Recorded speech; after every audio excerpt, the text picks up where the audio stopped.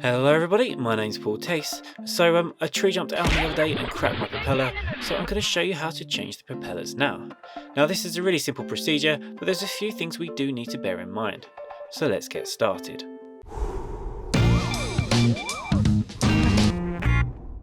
Okay, so the first thing is that when the propellers come, they come as a pair. Now this is because they are balanced during the manufacturing stage. So when we change them, even if it's only one that's damaged, it's a good idea to change them as a pair.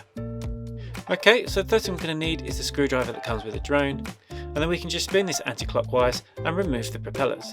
To do this, I'm holding onto the silver part of the motor and spinning the screwdriver anti-clockwise and just taking both propellers off. Now if, like me, you drop your screw inside the motor, don't poke around with a screwdriver, just tip it upside down and give it a tap. We don't want to be poking the screwdriver into the coils in the motor. The next thing, we need to make sure we're putting the right propeller on the right arm, because they're either going to be clockwise or anti-clockwise propellers. If we put the wrong propellers on the wrong arm, it will flip the drone over. Now there's two ways we can do this. We can either look at the packet the propellers come from, and here we can see this packet is marked A, and this is for the top right and the bottom left propeller, so this is the one we need. Now if we've already taken it out of the packet, we can have a look at the propeller.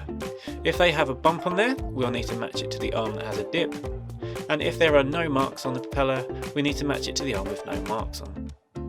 The other thing we're going to look at is the screw. Now each time we use one, we should use a brand new screw, because this little blue stuff on here is called Loctite, and that's going to make sure that the screw holds when we're flying. So once we've done that, we can then just screw the propellers onto the drone. Again, I'm holding the silver part of the motor, and then when I get a bit of resistance like this, we know that's tight enough.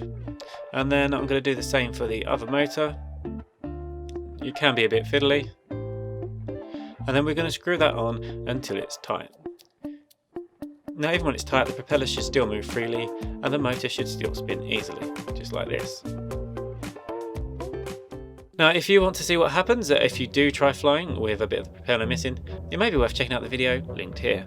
I hope you found this video useful. Hitting that like button is a huge help to me as a creator, and I hope to see you in the next one.